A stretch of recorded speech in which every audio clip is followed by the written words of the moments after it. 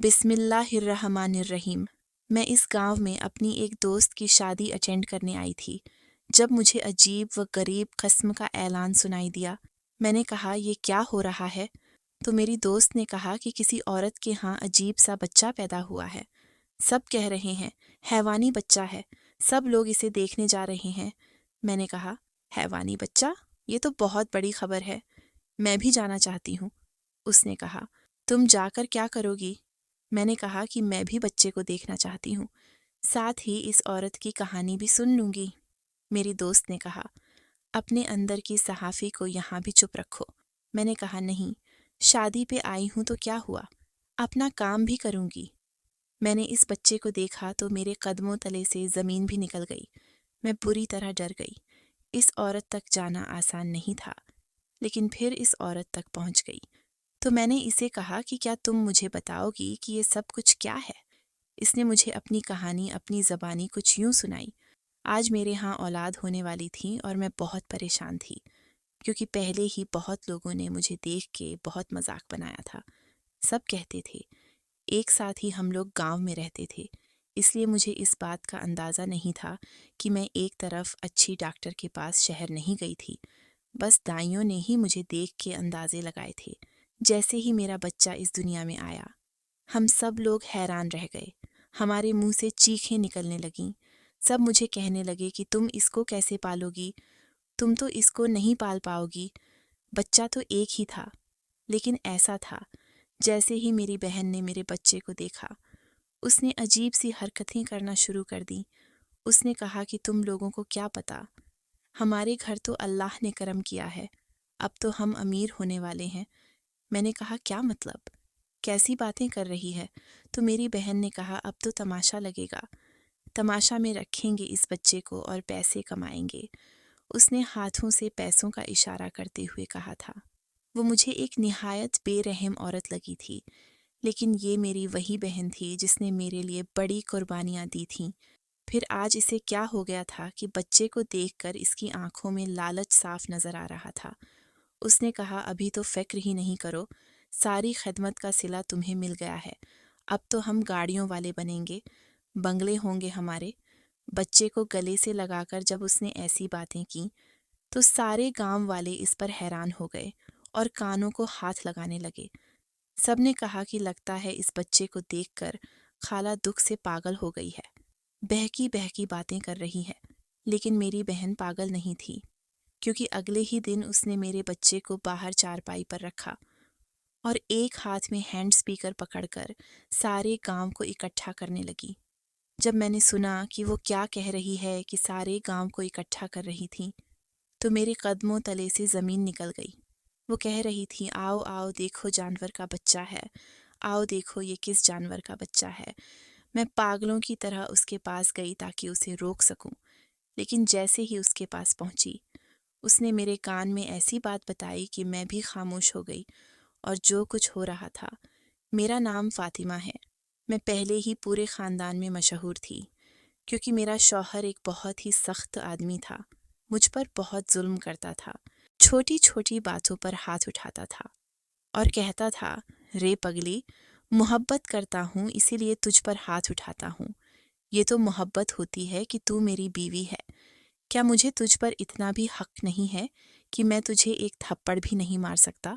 शुरू शुरू में मुझे भी ये सब बुरा नहीं लगा था, क्योंकि हम लोग गांव में रहते थे और यहाँ मर्द औरतों पर हाथ उठाते थे। लेकिन मेरे वालिद साहब ने कभी मेरी माँ पर हाथ नहीं उठाया था। मुझे ये पता था कि सारे मर्द एक जैसे नहीं होते, पर मेरे शौहर ने तो पहले ही दिन मुझ पर हाथ उठाया और कहने लगा प्यार से मारा है।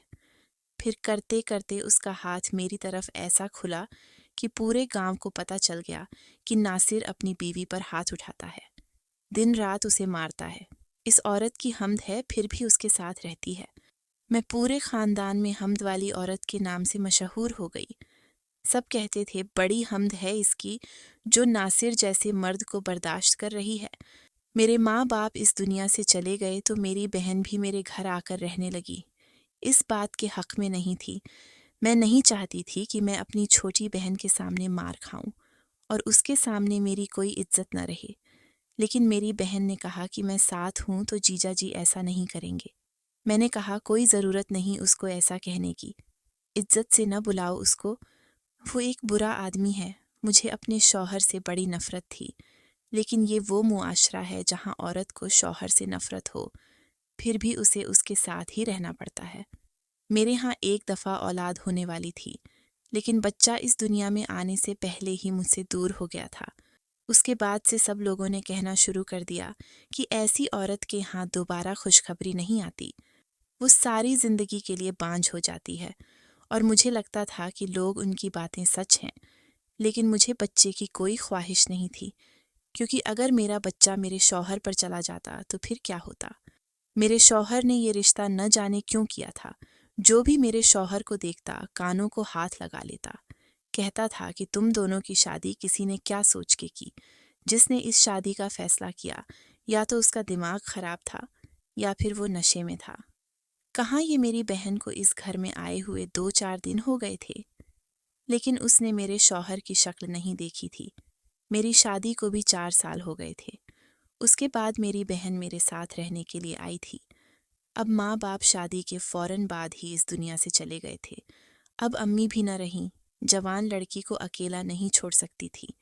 मेरी बहन ने मुझे कहा कि क्या डर है आपको, जो आप मुझे यहाँ भी नहीं रखना चाहती थी।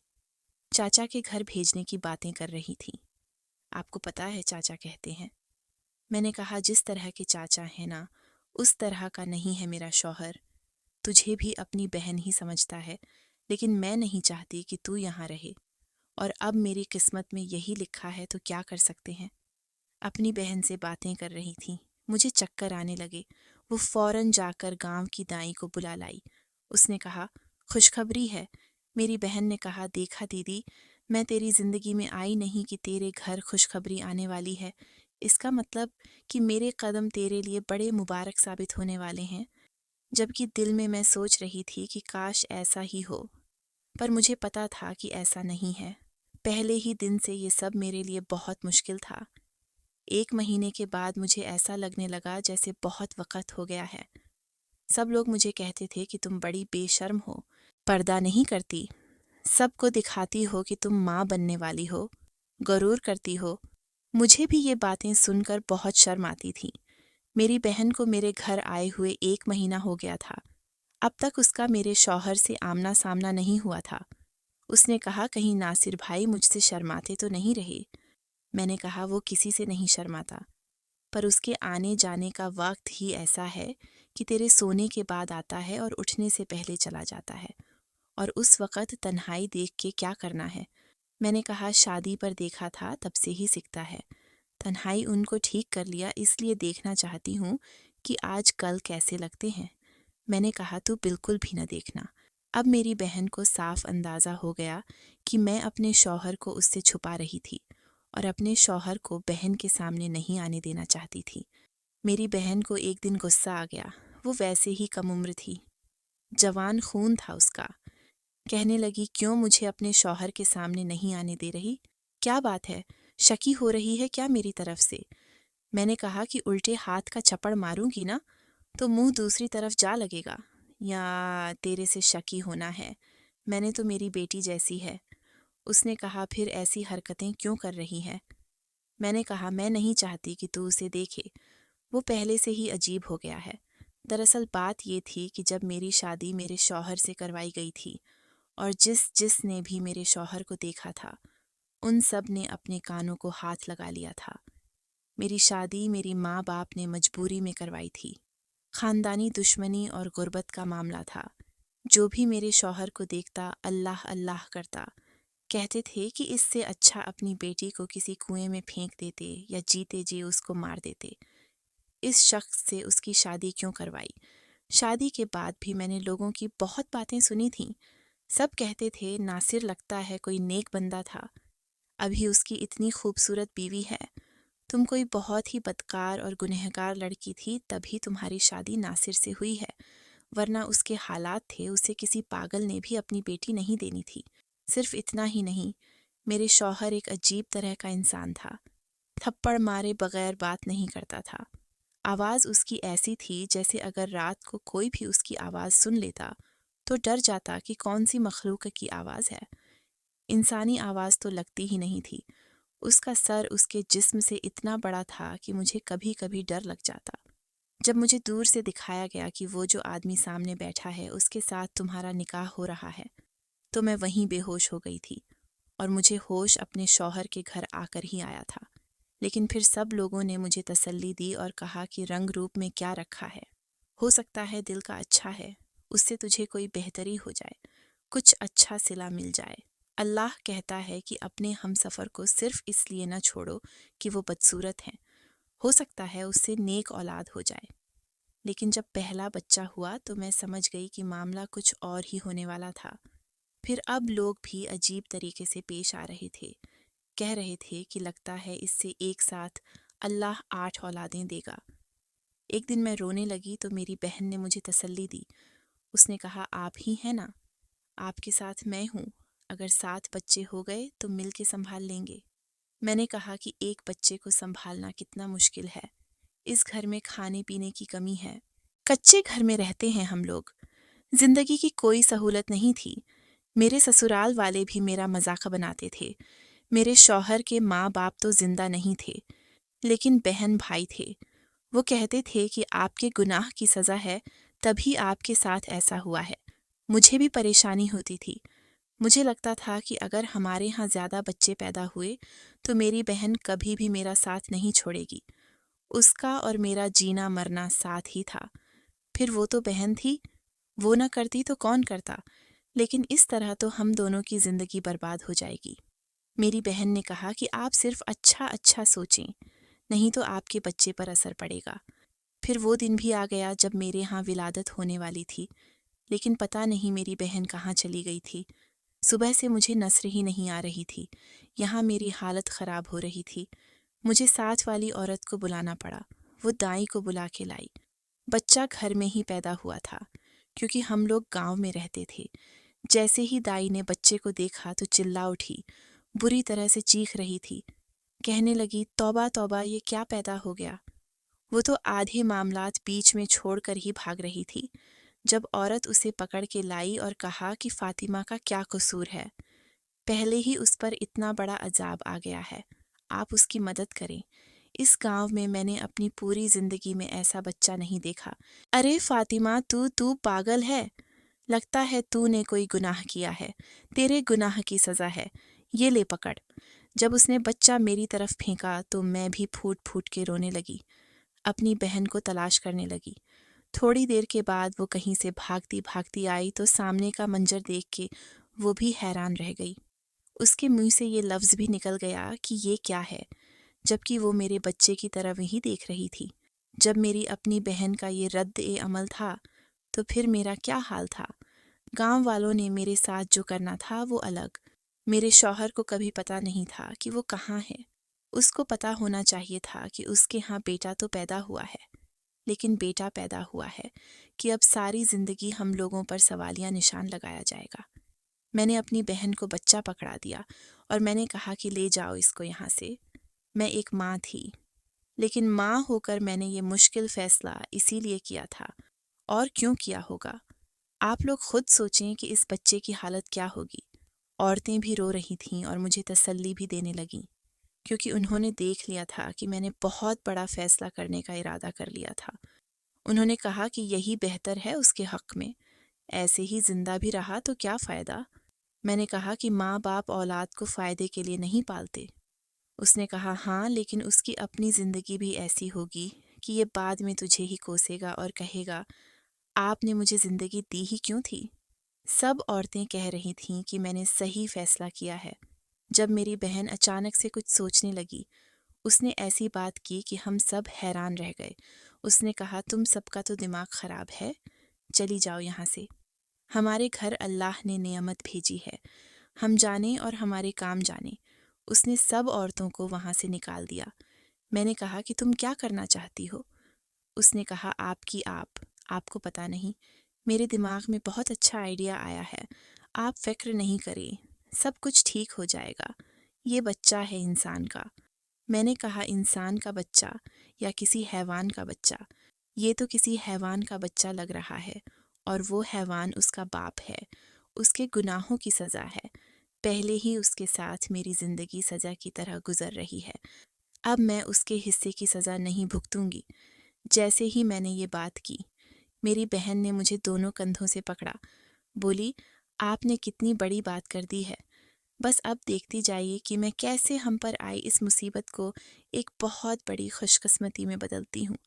मुझे उसकी बात समझ न आई। मेरी तबीयत ख़राब थी। वो बच्चे को लेके वहाँ से चली गई। सुबह मैंने शोर सुना। मुझे एक औरत ने आके बताया कि तेरी बहन ने बाहर तमाशा लगा रखा है। अजीब और गरीब किस्म की हरकतें कर रही है। ये वही औरत थी जो कल विलादत के वक़्त यहाँ मौजूद थी। इसीलिए उसको पता था कि मामलात क्या हुए। उसने बताया कि पूरा गांव जमा हो गया है। मैं दिल में सोचने लगी कि हमें तो पूरे गांव को जमा होने से रोकना था। मेरी बहन ने ऐसा क्या किया कि उल्टा सब लोग उसी तरफ आ रहे हैं। मैंने कहा, क्या मतलब? उसने कहा, चल उठ के देख। मैं बेमुश्किल उठी और बाहर से मुझे मेरी बहन की आवाज़ आने लगी। उसने हाथ में हैंड स्पीकर पकड़ा हुआ था, जो शायद उसने चना बेचने वाले आदमी से थोड़ी देर के लिए उधार लिया था। उसके अंदर बोल रही थी, आई आई देखिए, ये किस हैवान का बच्चा है या किस बच्चा होगा। इंसानी बच्चा नहीं है। आ जाए सब लोग देखिए। हमारे गांव में हर रोज़ एक बहुत बड़ा मेला लगता, इसलिए हमारे गांव में बाकी गांव के लोगों का आना जाना लगा रहता था। उस मेले में कपड़े, जूते, मुर्गियां सब कुछ बेचा जाता। वहाँ से वो मेला बहुत करीब था। उसकी आवाज़ मेले के लोगों तक जा रही थी और अब वो लोग इस तरफ आने लगे। सब लोग बच्चे को देख रहे थे और हैरान हो रहे थे। इतना रश लग गया कि मैंने कभी एक साथ ऐसा नहीं देखा था। हमारे गांव में ऐसा कुछ नहीं हुआ। मैं पास चली गई। मैंने कहा, बंद करो ये तमाशा।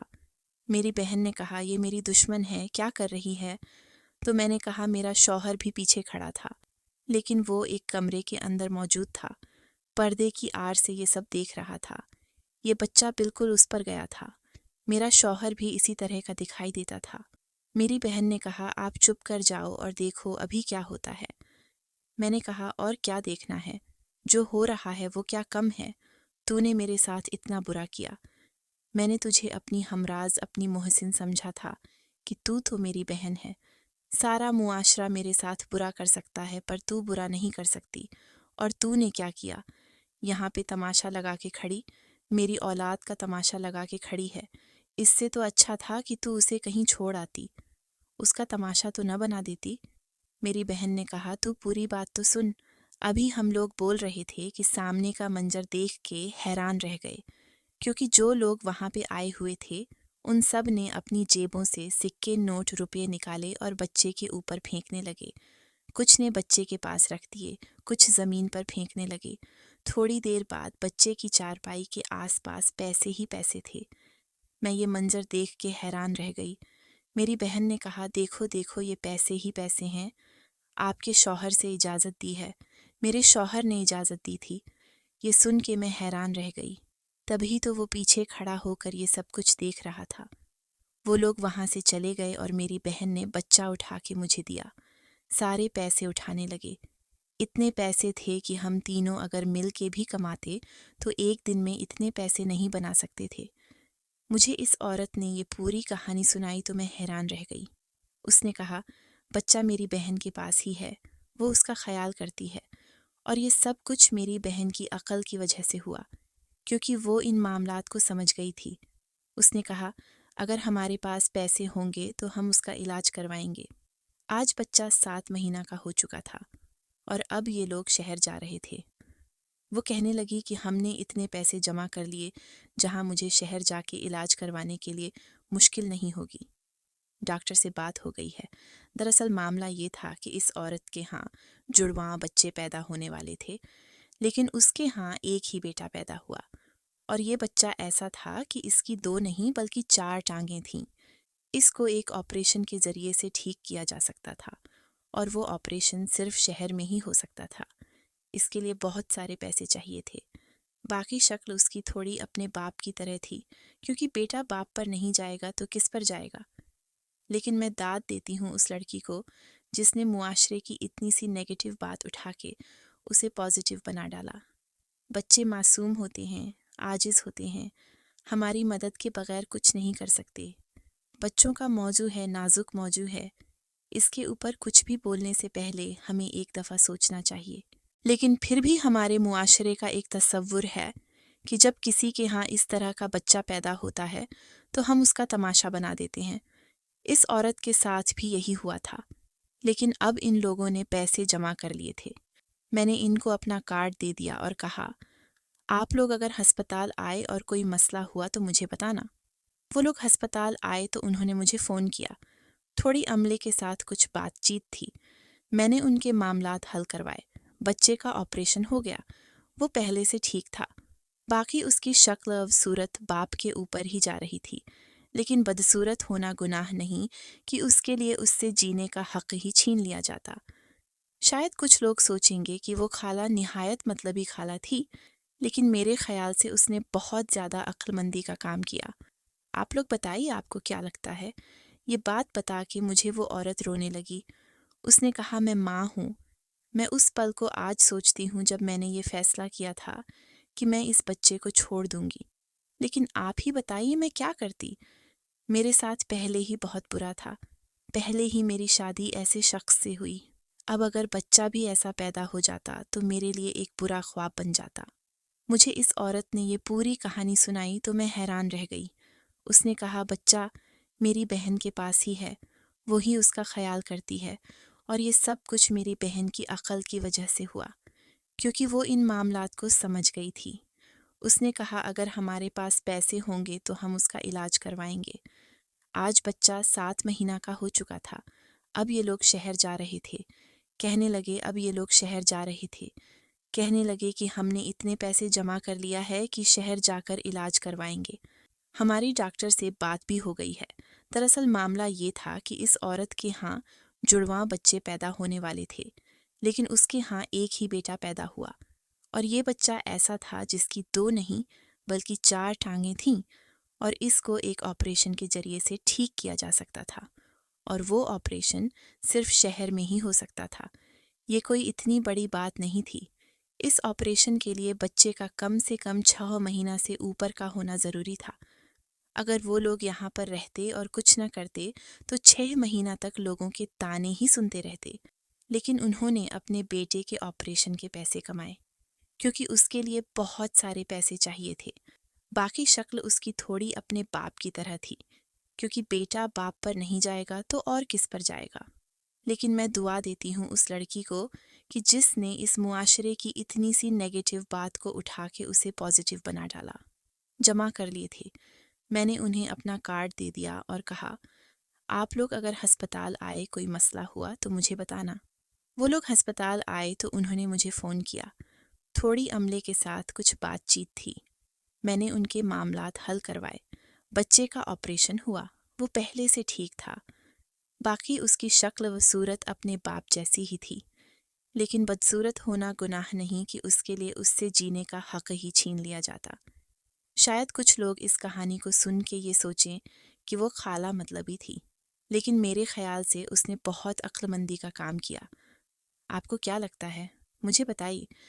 आपको अगर ये कहानी अच्छी लगी है तो इस वीडियो को लाइक कीजिए और इस तरह की मज़ीद कहानियाँ सुनने के लिए हमारे चैनल को ज़रूर सब्सक्राइब कीजिए। कहानी सुनने का शुक्रिया। आपसे मुलाकात होगी अगली वीडियो में। तब तक के लिए अल्लाह हाफ़िज़।